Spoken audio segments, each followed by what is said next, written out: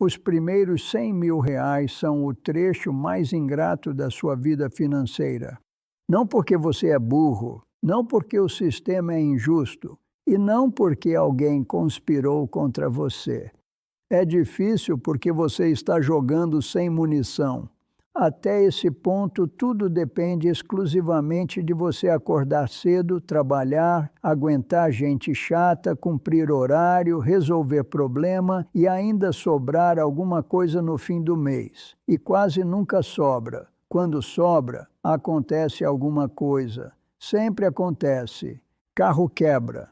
Filho precisa de alguma coisa. Dentista, escola, conserto, imposto atrasado. O dinheiro some antes de virar dinheiro de verdade.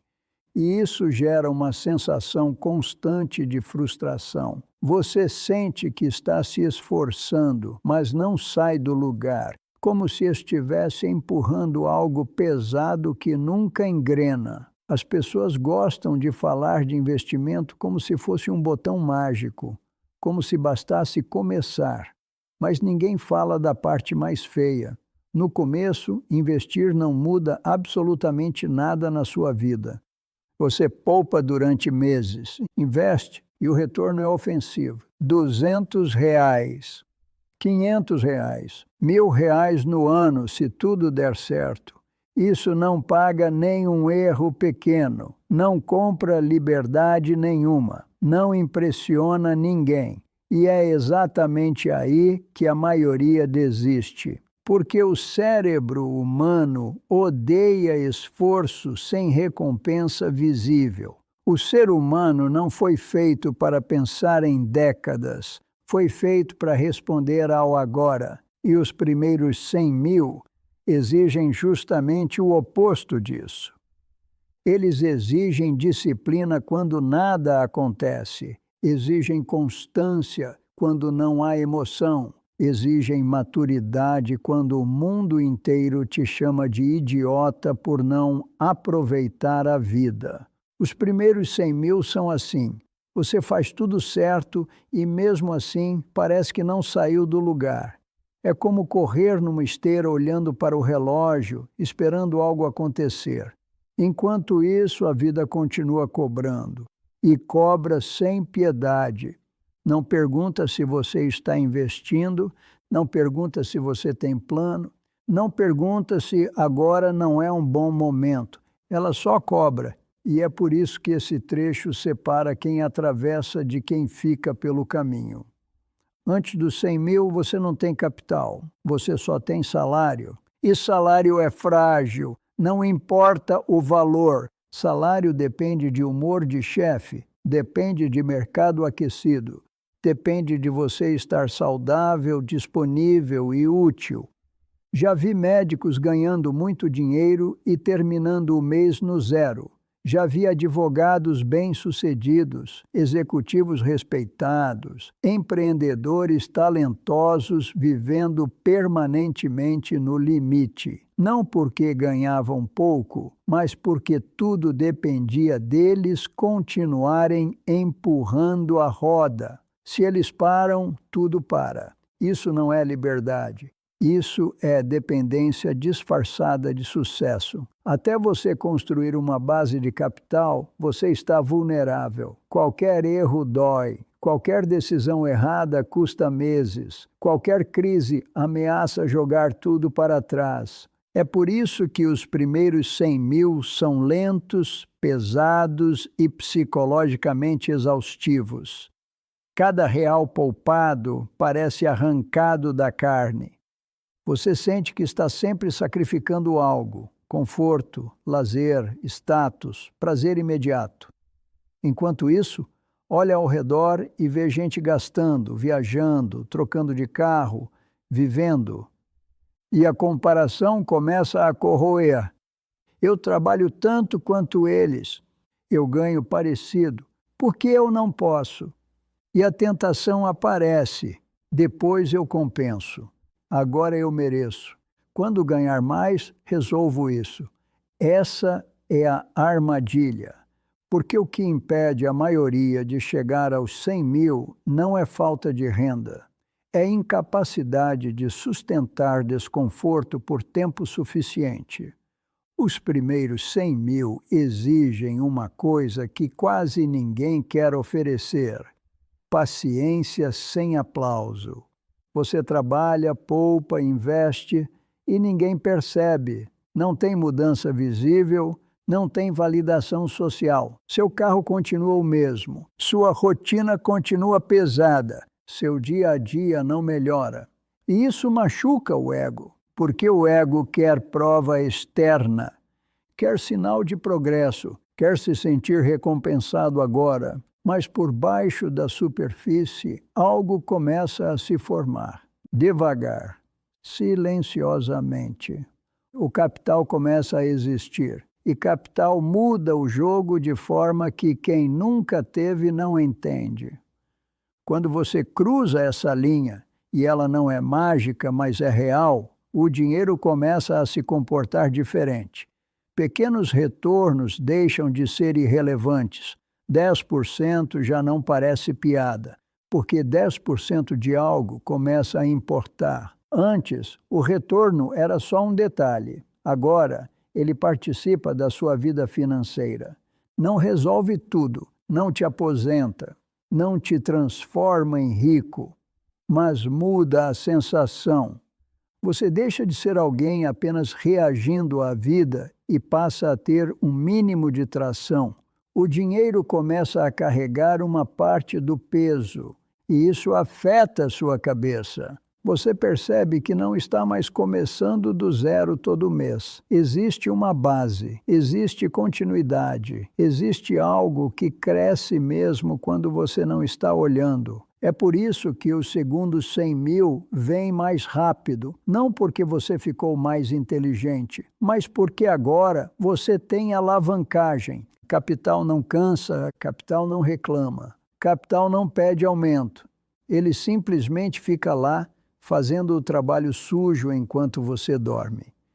E aqui vem a parte que quase ninguém aceita ouvir. Trabalho duro, sozinho, não te leva para esse ponto. Trabalho é necessário, mas ele só sustenta, ele não escala. Você troca tempo por dinheiro e tempo não se multiplica. Pode trabalhar mais horas, assumir mais responsabilidade, ganhar mais no curto prazo. Mas existe um teto, e quando você bate nesse teto, descobre que esforço não compõe. É por isso que tanta gente trabalha a vida inteira e termina cansada, não rica. Sem capital, você está sempre recomeçando. Com capital, você está sempre construindo sobre algo. Mas chegar até lá exige passar pelos anos mais chatos da sua vida financeira. Anos em que você diz não, enquanto todo mundo diz sim. Anos em que você mantém padrão enquanto sua renda sobe. Anos em que você ignora o barulho e segue empilhando. E isso não é glamuroso, não vira post, não rende admiração, rende resultado. A maioria nunca cruza essa fase porque confunde conforto com progresso, acha que viver melhor é avançar. Não é. Progresso real é invisível no começo. É o saldo crescendo quieto. É o dinheiro que você não toca. É o consumo que você adia. E isso exige maturidade emocional, porque o mundo inteiro vai te empurrar para gastar. Crédito fácil, parcelamento, recompensa imediata, tudo é desenhado para te manter exatamente onde está. Você não fica pobre de uma vez. Você fica pobre aos poucos, por decisões pequenas e repetidas. Um gasto aqui, um parcelamento ali, um padrão que sobe sem você perceber.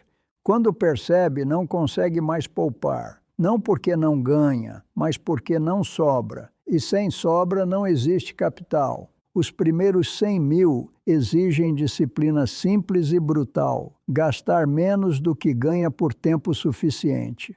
Não é teoria, é aritmética. Quem não aceita isso inventa desculpa, terceiriza a culpa e fica rodando em círculos. E aqui está a verdade incômoda. Ninguém vai te salvar dessa fase. Não existe investimento milagroso que compense indisciplina. Não existe renda alta que sobreviva a gastos altos. Sem base, tudo desmorona. Quando você finalmente cruza essa linha, algo muda, não externamente, internamente. Você para de se sentir impotente. Erros já não te destroem, oportunidades começam a aparecer. Você pode dizer não com mais facilidade, pode assumir riscos calculados sem apostar a sobrevivência. Isso é poder financeiro, não luxo, não status. Mas atenção, esse ponto também elimina os fracos de caráter. Muita gente chega nos 100 mil e se sabota, acha que venceu, acha que é gênio, acha que pode relaxar, aumenta padrão, saca investimento, brinca com alavancagem e volta para o fundo do poço. Voltar para zero depois de provar progresso é pior do que nunca ter começado. É ruína psicológica. Por isso, chegar aos 100 mil exige disciplina, manter exige humildade, crescer exige paciência. Quebre qualquer uma dessas três e você perde o jogo. Os primeiros 100 mil não são o objetivo final, são o direito de jogar. Antes disso, você está só sobrevivendo. Depois disso, você finalmente entra na mesa onde o dinheiro é feito. E não existe atalho honesto para esse ponto. Existe apenas repetição, tédio, autocontrole e resistência.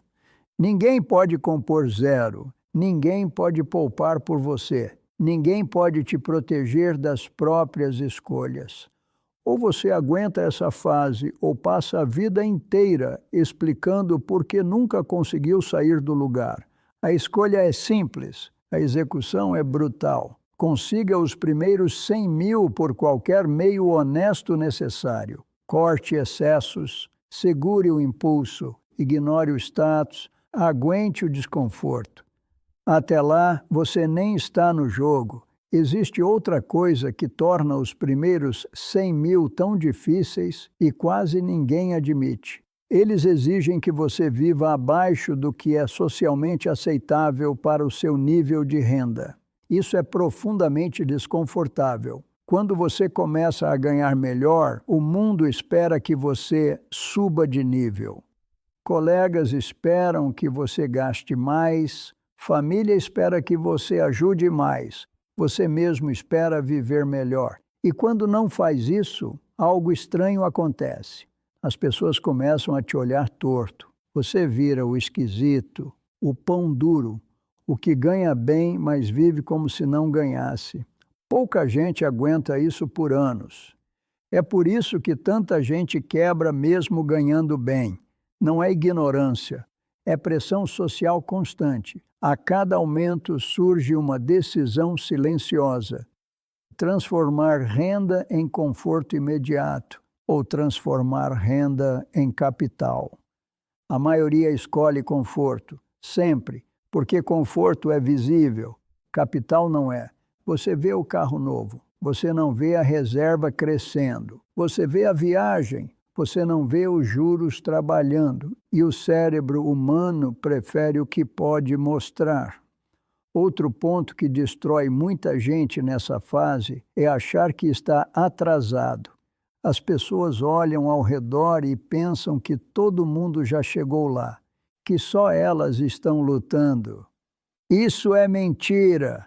A maioria das pessoas nunca chega nem perto dos primeiros 100 mil. Elas passam a vida inteira girando em torno de renda, não de patrimônio. Só que ninguém fala isso em voz alta. O fracasso financeiro costuma ser silencioso, educado e bem investido. As pessoas continuam indo a jantares, comprando coisas, sorrindo, mas por dentro estão exaustas, endividadas e presas. Os primeiros 100 mil exigem que você aceite ser invisível por um tempo, que aceite não participar de tudo, que aceite não ter a vida mais interessante da mesa, enquanto isso você está fazendo algo muito mais importante, criando margem. Margem é o que te impede de entrar em pânico. Margem é o que te permite errar sem morrer. Margem é o que separa quem sobrevive de quem implora. Sem margem, qualquer problema vira crise. Com margem, problemas viram inconvenientes. E margem só nasce de capital acumulado. Outra verdade dura: ninguém chega aos primeiros 100 mil sem abrir mão de alguma coisa. Pode ser status, pode ser conforto, pode ser tempo, pode ser orgulho, mas algo vai doer. Quem diz que não doeu está mentindo ou herdou dinheiro. E aqui entra a parte que quase ninguém quer ouvir. Não existe versão balanceada dessa fase. Ou você prioriza capital, ou prioriza consumo. Tentar fazer os dois geralmente significa não fazer nenhum direito. Os primeiros 100 mil não são construídos com decisões grandes. São construídos com centenas de decisões pequenas, chatas e repetitivas. Não comprar, não trocar, não parcelar, não acompanhar. E essas decisões raramente são celebradas. Na verdade, muitas vezes são ridicularizadas. Mas quando você finalmente cruza essa linha, percebe algo que só quem chegou entende. O jogo muda por dentro antes de mudar por fora. Você passa a pensar diferente. Você passa a enxergar o tempo como aliado. Você passa a proteger capital como algo vivo. É quando você entende por que tanta gente nunca chega lá. Não é falta de capacidade, é falta de estômago. Pouca gente aguenta anos fazendo a coisa certa sem sentir nada de imediato. E é exatamente por isso que funciona. E aqui está a parte que ninguém gosta de ouvir. Os primeiros 100 mil são brutais porque eles exigem que você faça tudo certo ao mesmo tempo. Trabalhar, resistir ao consumo, aguentar frustração, dizer não para si mesmo e ainda parecer idiota para quem está ao redor. Enquanto todo mundo troca de carro, você anda com o mesmo. Enquanto todo mundo sobe o padrão de vida, você segura. Enquanto todo mundo diz, a vida é agora, você escolhe o atraso. E isso não parece sabedoria, parece atraso, parece fracasso. Parece que você ficou para trás, só que não ficou. O jogo só começa a mudar quando o dinheiro para de ser apenas salário e passa a ser ferramenta. Antes disso, você não está investindo. Você está sobrevivendo e tentando não errar feio. E aqui vai outra verdade inconveniente. A maioria das pessoas nunca cruza essa linha. Não porque ganham pouco, mas porque cada aumento vira um novo padrão de vida. Cada bônus vira uma nova despesa. Cada avanço vira mais peso. Elas correm mais rápido e continuam no mesmo lugar. Quando você finalmente cruza a marca, seja 100 mil, 150, 200, algo muda silenciosamente. Não é euforia, não é liberdade instantânea, é alívio. Você percebe que um erro não te mata, que um imprevisto não te quebra, que o tempo começa lentamente a trabalhar a seu favor. É nesse ponto que o dinheiro começa a te obedecer um pouco mais. E você percebe o quão caro foi não ter isso antes. Nada disso é glamuroso. Nada disso rende aplauso. Mas é exatamente assim que o jogo é vencido. Quem entende isso cedo, sofre antes. Quem não entende, sofre para sempre. E no fim, a diferença entre quem chegou lá e quem ficou pelo caminho não foi genialidade, sorte ou talento. Foi simplesmente ter resistido quando ainda não parecia valer a pena.